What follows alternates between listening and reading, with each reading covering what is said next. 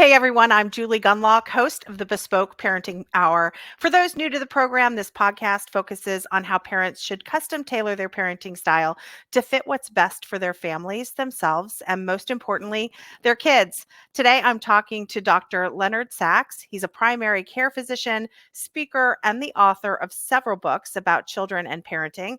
His fourth book, The Collapse of Parenting, was a New York Times bestseller. Dr. Sachs speaks on issues of child and adolescent development, and he has visited and worked with more than 460 schools, universities, churches, corporations, community groups, and parent groups. Dr. Sachs continues to see patients and continues to lead workshops for teachers, parents, and other professionals who work with children and teenagers. Dr. Sachs, welcome. Thanks for inviting me.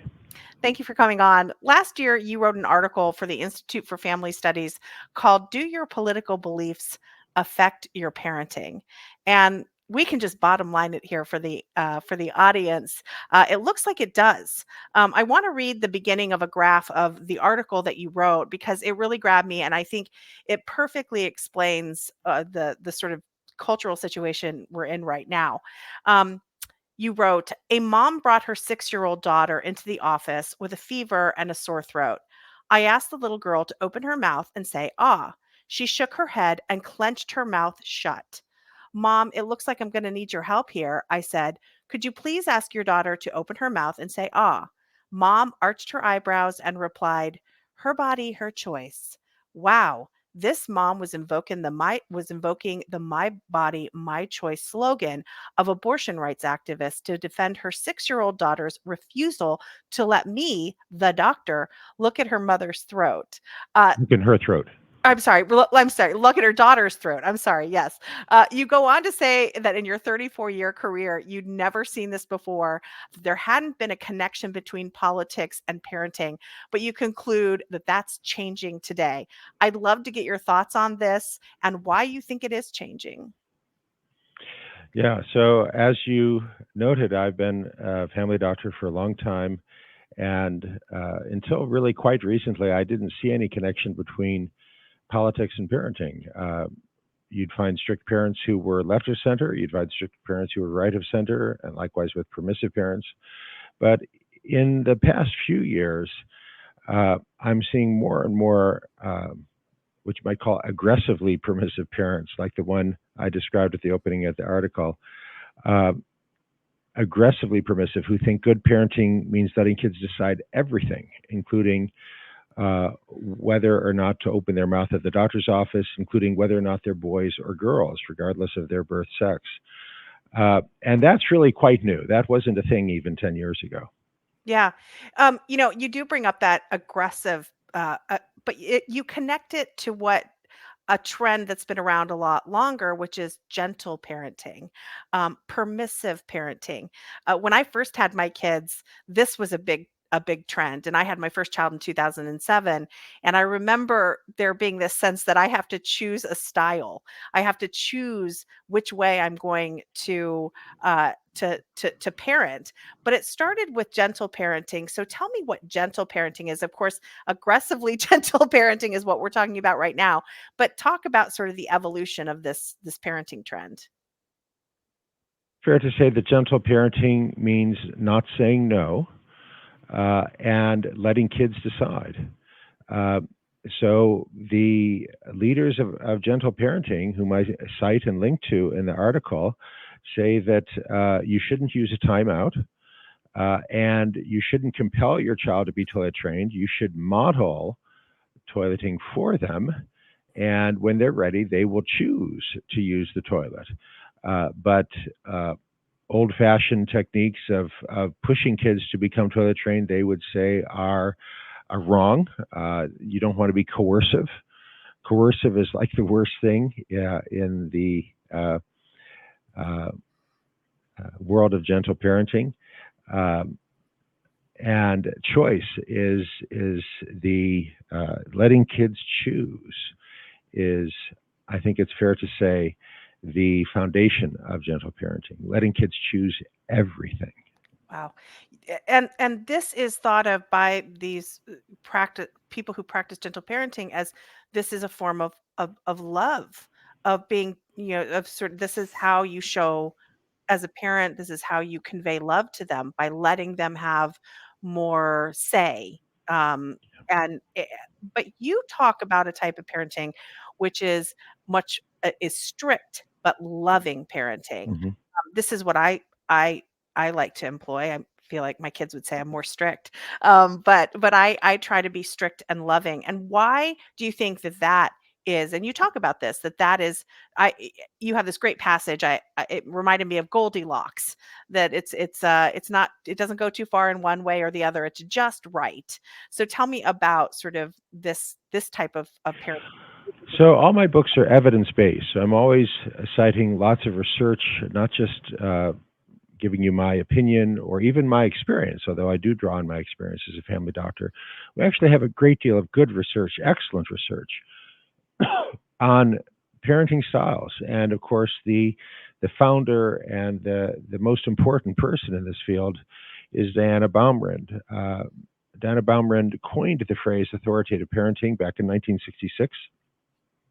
And she and her students would go into the family, observe them for hours, many hours, over days, and uh, they found that there are basically four different parenting styles: uh, permissive, letting kids decide; uh, authoritarian, which might call too hard parenting, which is my way or the highway, and I'm going to whack you if you don't do as I say right away.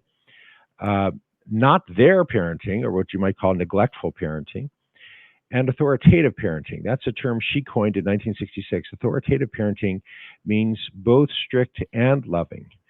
Uh, and She died in 2018, and before her death, she wrote about her concern that parenting in the United States is drifting in the permissive direction, and that parents are confused. They think that unconditional love, which is a good thing, means unconditional acceptance, which it doesn't.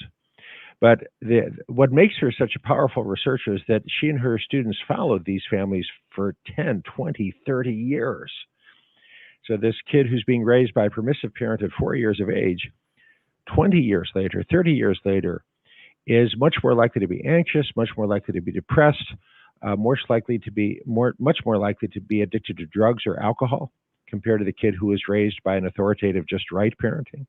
And in my writing, I use the terms too hard, too soft, just right, and not there to refer to authoritarian, too hard; permissive, too soft; authoritative, just right; neglectful, not there parenting. Likewise, she found that the children of authoritarian parenting, too hard, too strict, that those kids 20, 30 years down the road were more likely to be convicted of a violent crime, Wow. less likely to be able to give and receive love in a romantic relationship, more likely to be physically abusive themselves. Uh, you want your kid to be just right. You want to be the just right parent. But what does that mean? It means that you are both strict and loving.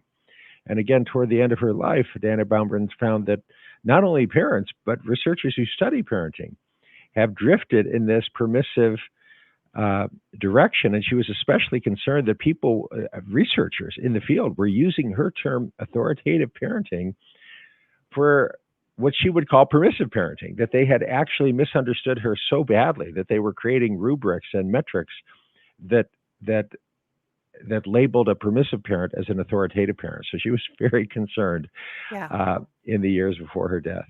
Well, I think it's helpful to sort of you change the terms a little bit, because just right parenting, I think, does convey to people that a little of this and a little of that, not overboard in either way. But you know, how do you think over the years, because these parenting styles have existed. I think my parents were just right parents. Um, but they've existed for a long time. But the addition of social media has complicated matters so much. And I'd like to kind of get your thoughts on another kind of parenting strategy, which is free range parenting, which I am definitely a free range parent, and I believe in it. I think my kids are healthier because I let them at a young age kind of explore their world. Um, with some limitations, but with social media, I tend to be very much a hovering mother. Um, they can go to the park by themselves and have been able to go to the park for years by themselves. But boy, when it comes to social media, I check their phones. I actually, I think my proudest thing in the world is I have a 17-year-old and he doesn't have a phone and he doesn't want one, but my 15-year-old does because he does a lot of sports, and but we check it a lot. Um, Talk to me about this sort of is how this has complicated matters, and also how people might see themselves as loving but strong, or I'm sorry, loving but strict, but then they let their kid, they get a phone with a full data plan, and they aren't really checking their child's phone. Talk to me a little bit about that. So Jonathan Haidt has a book coming out called The Anxious Generation, and he shared an advanced reading copy with me, and he addresses this question head on in the opening chapters. Because many parents like the idea of being free range parent. Lenora Skenazy is their hero, Of course. but they're free range with regards to kids' online behavior, and then they're helicopter parents with regard Yes. to what kids are doing in the real world. And Jonathan Haidt points out that's exactly The backwards. opposite. Yeah. Yeah. You want to be involved. You need to limit, govern, and guide what your kid is doing online, because the online world is a very toxic world. But you want to be the free range parent with what your kid is doing in the real world. So you need to distinguish sharply between the online world and the real world. Let your kid have all kinds of freedom in the real world, but limit what they're doing in the online world. That's best practice based on the evidence. What are your sort of advice to parents on things like social media? Should they be on these platforms? Should they use them? One thing that was very compelling for me, is in my 15-year-old getting a phone, and he was 15 when he got it, was that he's involved in many sports teams, and they would have these group chats, and he was literally the only kid that was not part of these group chats, and it became kind of a social barrier. So I think there is that parents are concerned about being a complete Luddite about technology and not letting your kid have anything, that you do run into that risk. So what advice do you give parents? Okay.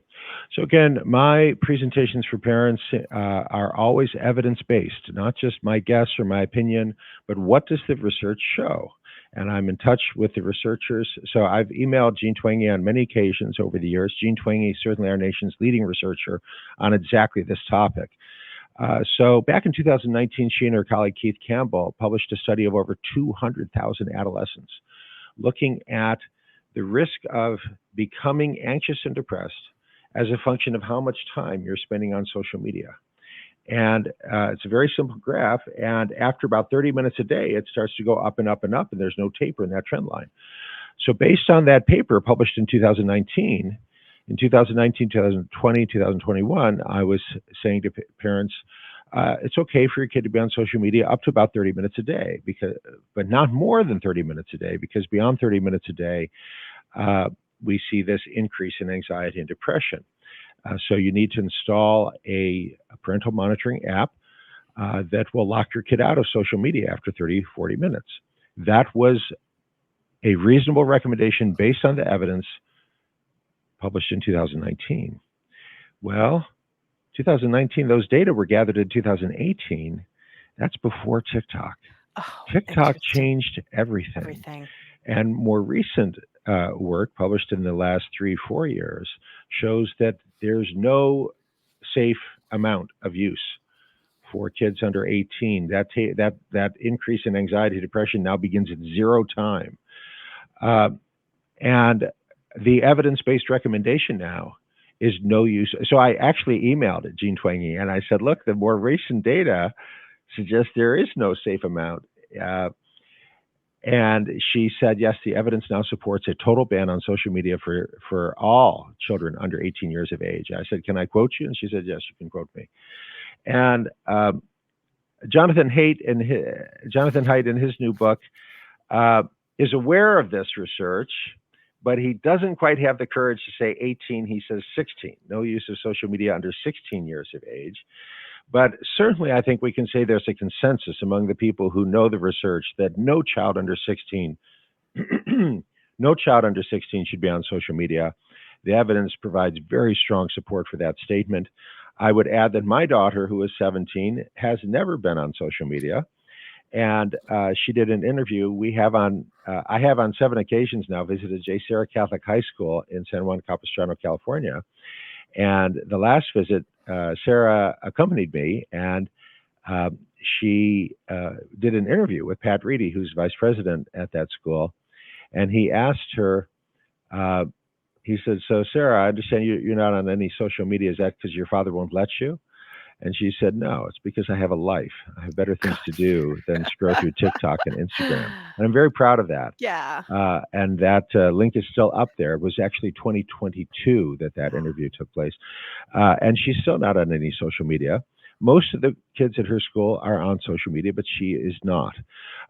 When I speak to parents, I often use the analogy of alcohol.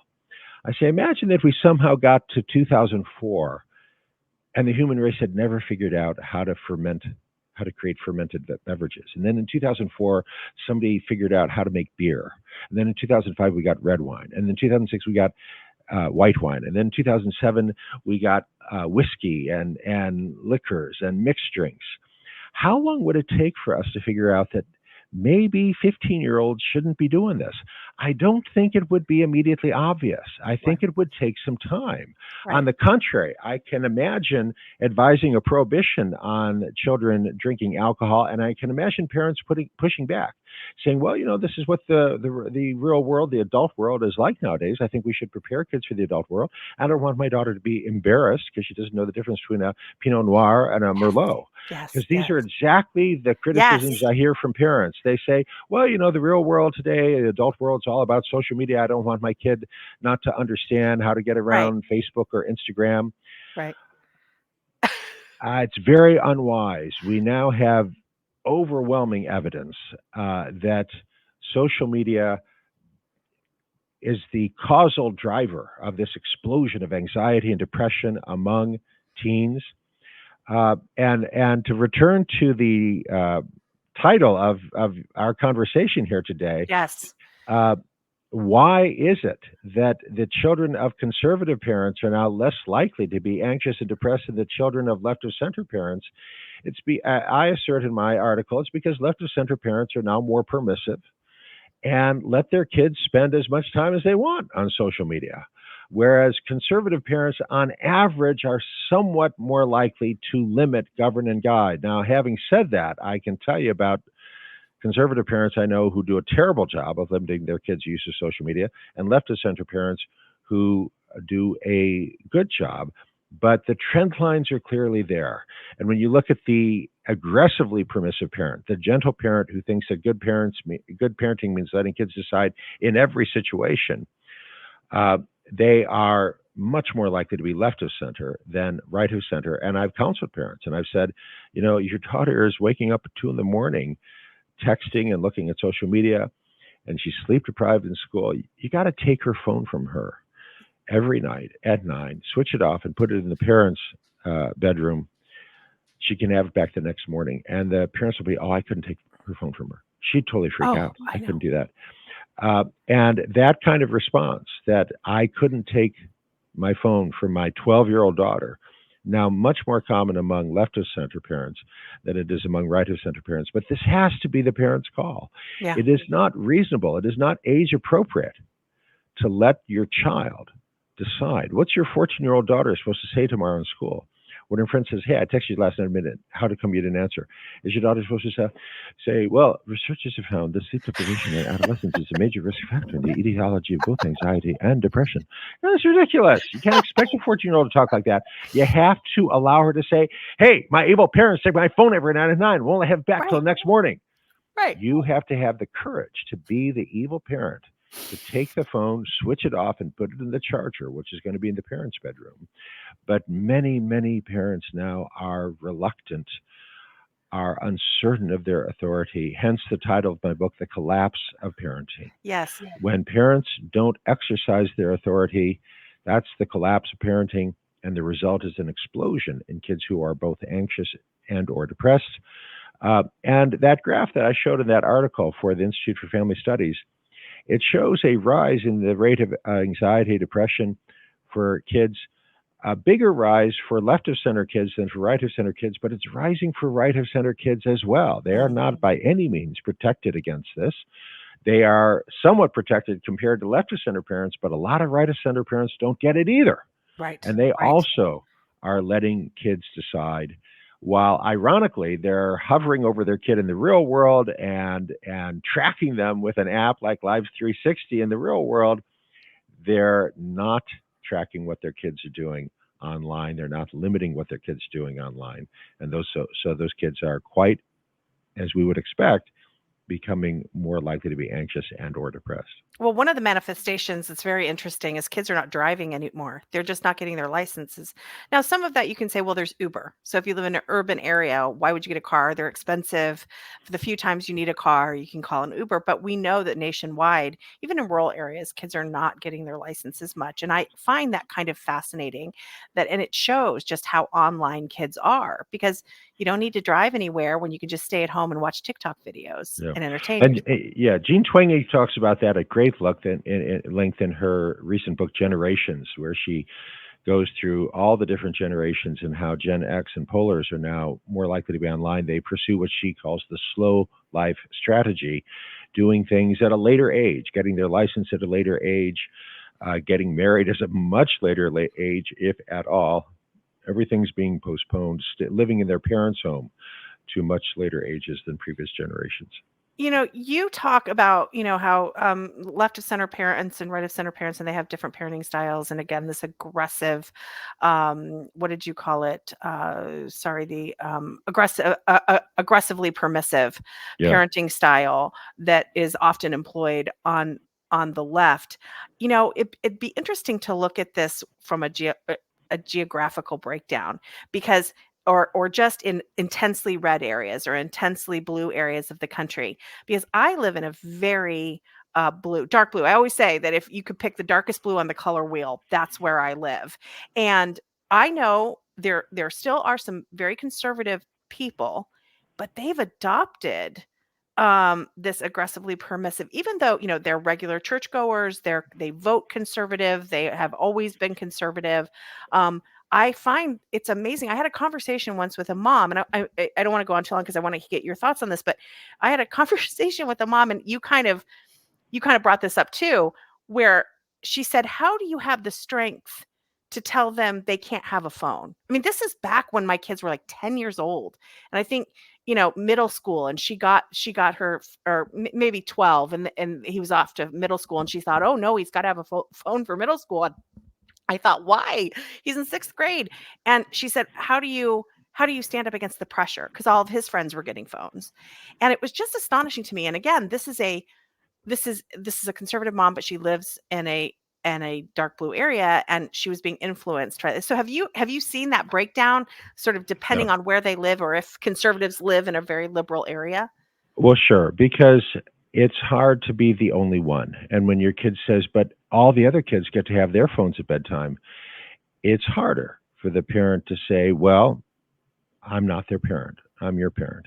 And again, one of the reasons I wrote my book, The Collapse of Parenting, was to empower and encourage that parent Yeah. to explain that, you're going to have to find the courage to be the only one, or you can move. And if you're going to move, I recommend moving to Utah.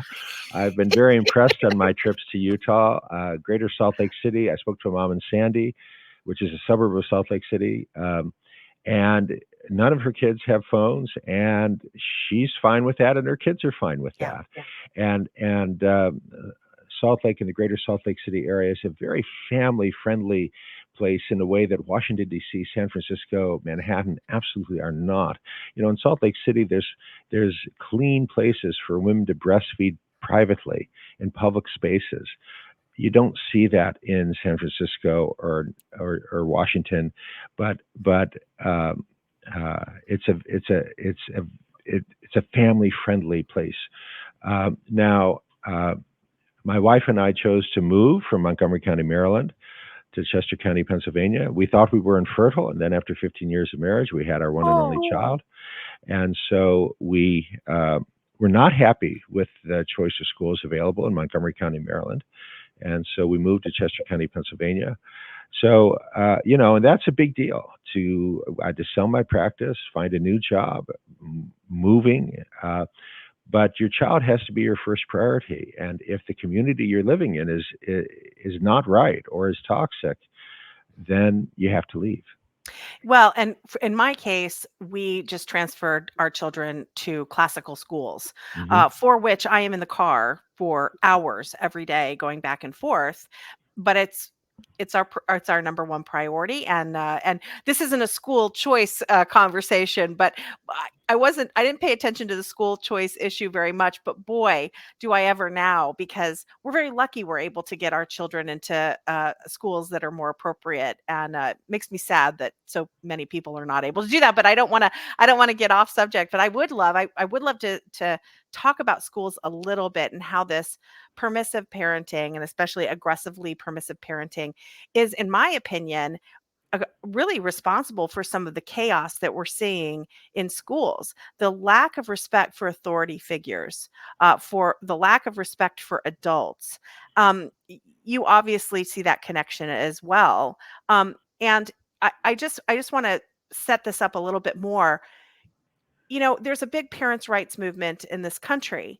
Now, I am a part of that. During COVID, I was one of those very vocal moms, the sort of mama bear movement. Um, but I've written enough about programs in our particularly public schools, where it's obvious that parents are ceding more and more responsibilities of basic care for their children to the schools. And I mean, Yeah, I don't think that's fair to parents, and I would quarrel with you about the direction of the arrow of causality here. And that's something that I do address in my book, The Collapse of Parenting. Why did this happen?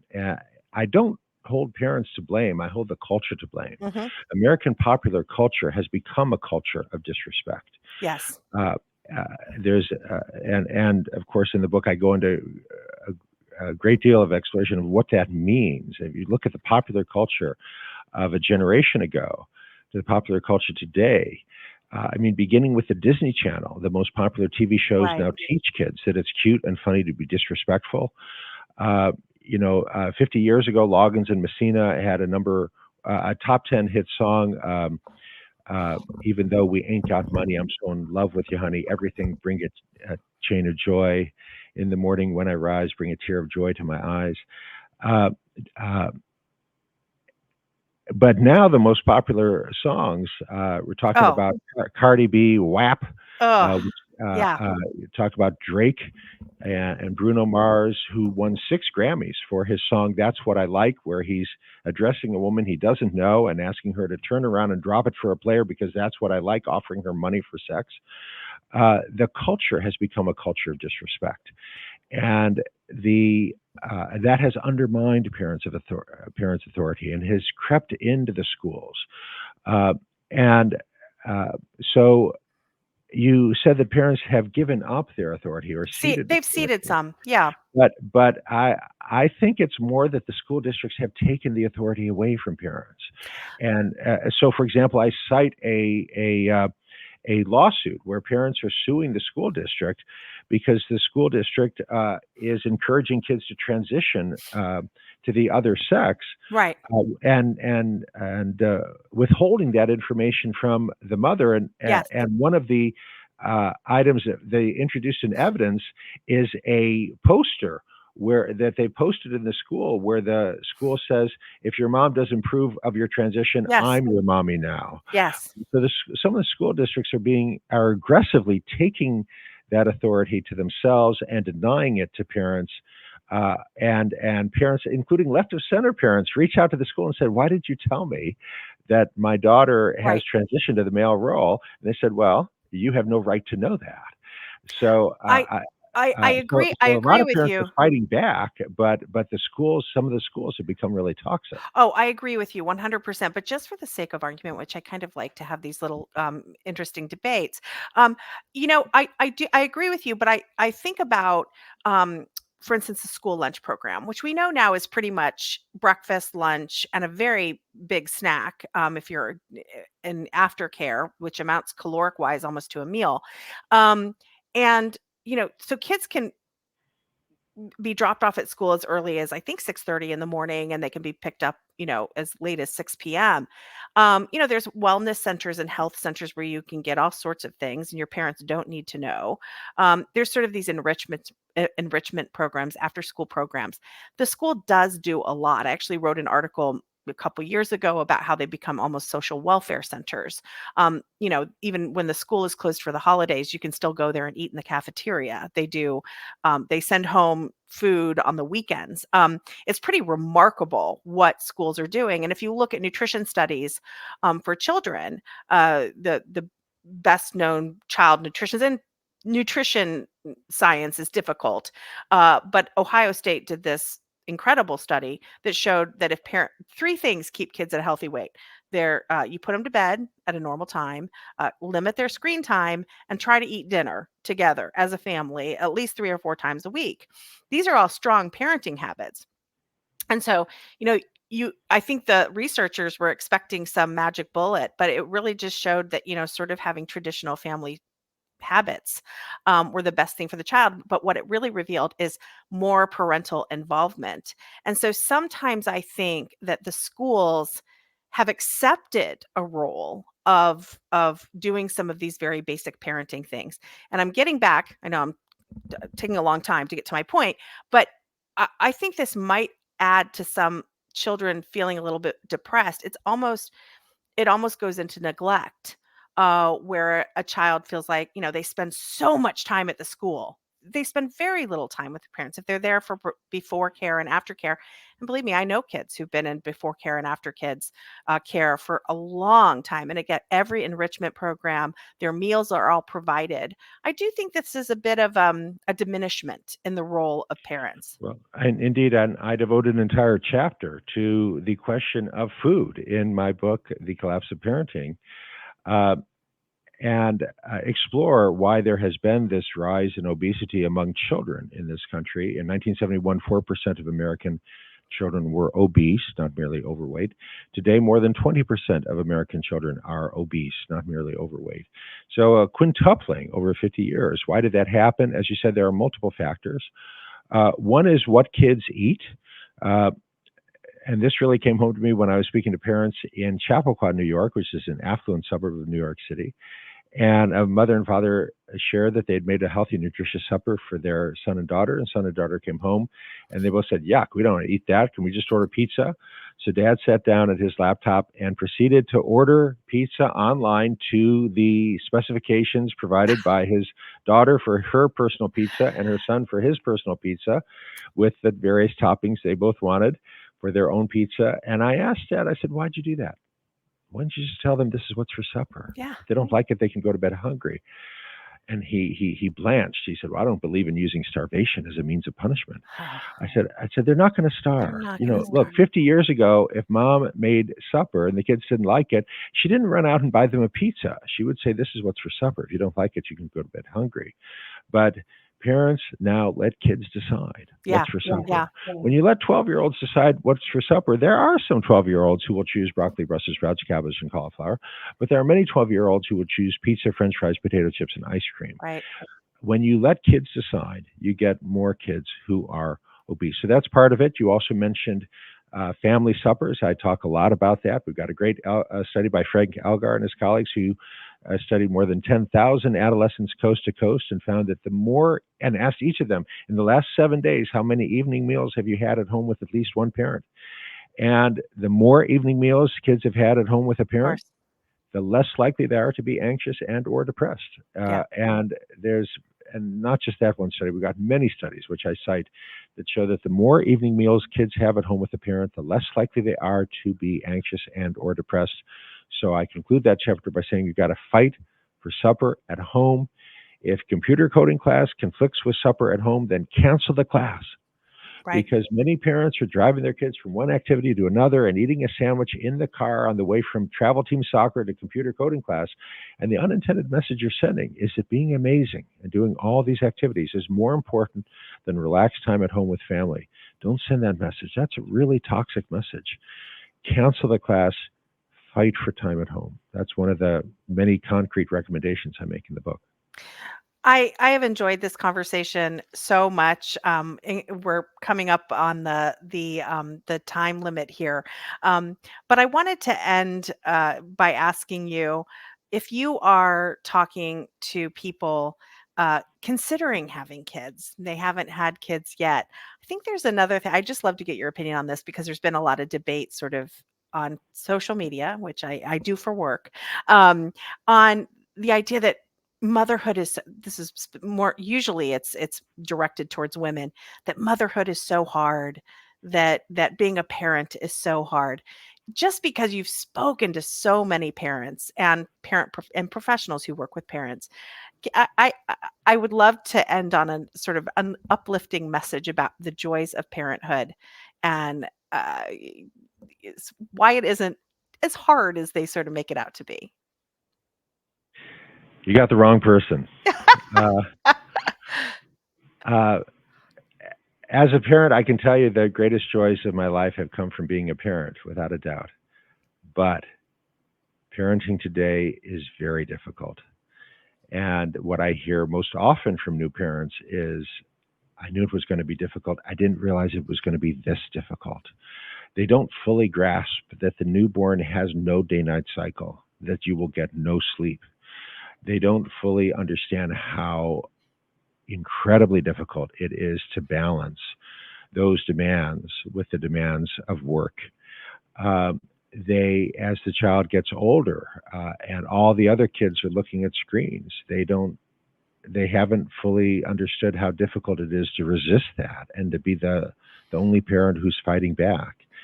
Uh, this country makes it hard to be a parent. The original title of my book was The Collapse of American Parenting, and the subtitle was Why Most Kids Would Now Be Better Off Raised Outside North America. American kids are 5 times, 10 times, 20 times more likely to be on psychiatric medications compared to kids of comparable household income living in Germany, living in German-speaking Switzerland, living in New Zealand. And I provide those data in another chapter of my book, The Collapse of Parenting. So parenting, modern parenting is difficult. It's challenging. It is arguably more difficult and more challenging in the United States than outside North America. Uh, so, I think I Dr. Sachs, understand. you are not answering this the way you were supposed to. But yeah, the the rewards are very great, and there's nothing like it. And uh, the joy that I experience with my daughter when we're sailing or just talking or singing together, uh, there's nothing else like it. Well, on that, I'm not going to ask another question because I'm going to end this on a positive note. Dr. Sachs, I hope you will come back because I really enjoy your writing and the articles that you've been recently writing for all sorts of publications, but for the family studies is really, really interesting to all of our listeners, to my listeners particularly. So thank you so much for coming on. Thanks for inviting me. The Bespoke Parenting Podcast with Julie Gunlock is a production of the Independent Women's Forum. You can send comments and questions to me at julie.gunlock@iwf.org, and you can also suggest guests. So please, if there's someone that you think would be a good guest on this podcast, please reach out. And also help me by hitting the subscribe button and leaving a comment or review it at Apple Podcasts, Acast, Google Play, YouTube, and iwf.org. Hang in there, parents, and go bespoke.